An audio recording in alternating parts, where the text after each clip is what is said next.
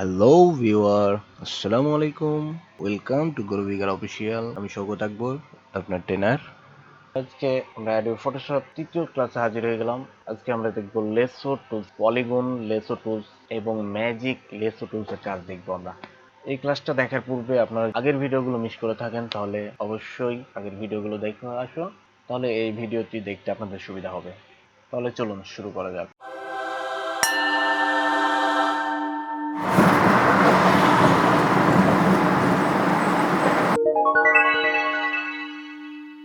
প্রথমেই আমরা সফটওয়্যারটি ওপেন করে নেই।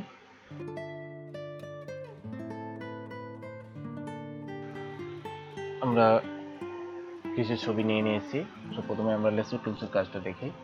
লেসো টুলস দিয়ে আপনি সিলেকশন তৈরি করতে পারবেন।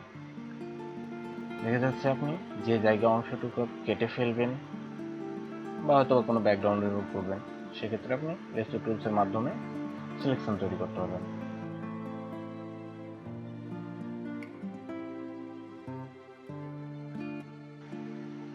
সো আমি এভাবে ড্রাগ করে ছেড়ে দিলে আমার সিলেকশন হয়ে যাবে।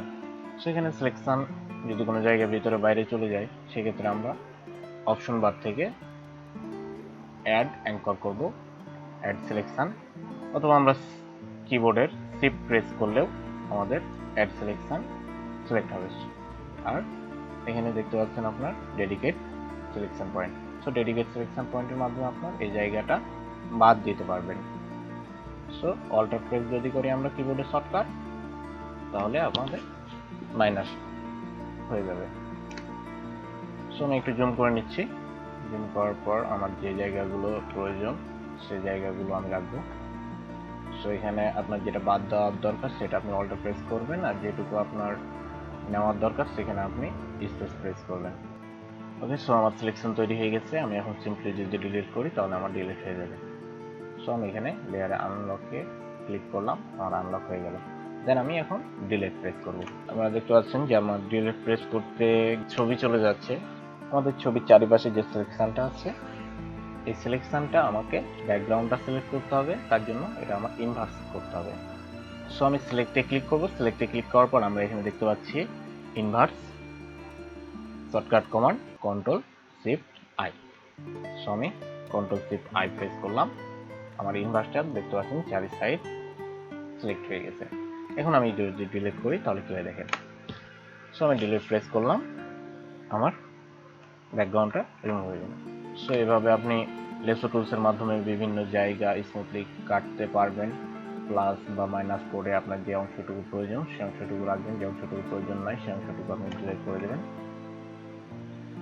এখন পলিগন টুলসের কাজ দেখব। পলিগন টুলস দিয়ে আমরা সিলেকশন তৈরি করতে পারি।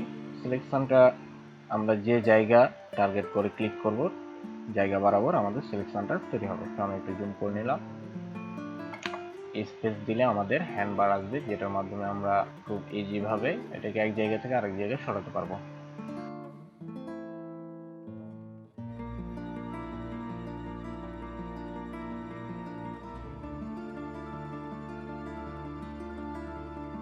ওকে, আমার সিলেকশন তৈরি করা কমপ্লিট। এখন আমি ব্যাকগ্রাউন্ডটা আনলক করলাম।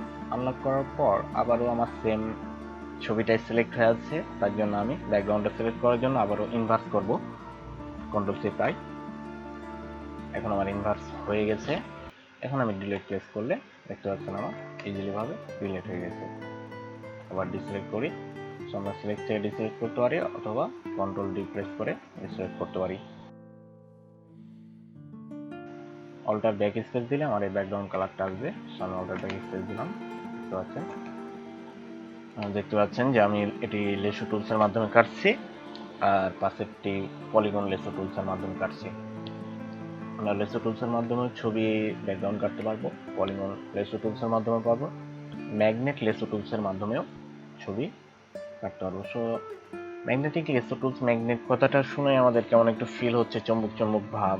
হ্যাঁ, অ্যাকচুয়ালি এটাই। সো আমরা প্রথমে একটা ক্লিক করব। ক্লিক করার পর আমরা এই স্মুথলি ভাবে বর্ডার অনুযায়ী আমরা ক্লিক করব। সো আমরা একটু জুম করে নিতে পারি, যাতে আমাদের একটু ইজি হবে।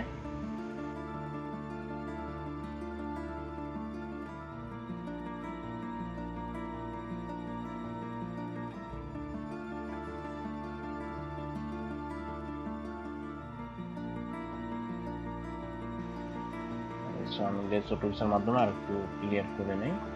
এই যে আমার যে সাইডগুলো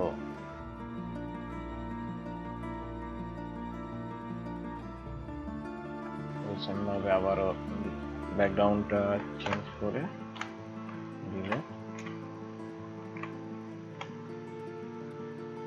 আপনারা দেখতেই পাচ্ছেন আমি পাশাপাশি 3টা ছবি নিয়ে আসলাম, 3টা টুলসের মাধ্যমে কাটলাম। আপনারা ট্রাই করবেন, বাসায় প্র্যাকটিস করবেন। তো এই ছিল আজকের ভিডিও। আশা করি ভিডিওটি ভালো লেগেছে। যদি ভিডিওটি ভালো লাগে তাহলে অবশ্যই একটি লাইক করবেন, কমেন্ট করবেন আর শেয়ার করতে ভুলবেন না। দেখা হচ্ছে পরবর্তী কোনো ভিডিওতে। সবাই ভালো থাকবেন, সুস্থ থাকবেন, আমার জন্য দোয়া করবেন। আল্লাহ হাফেজ।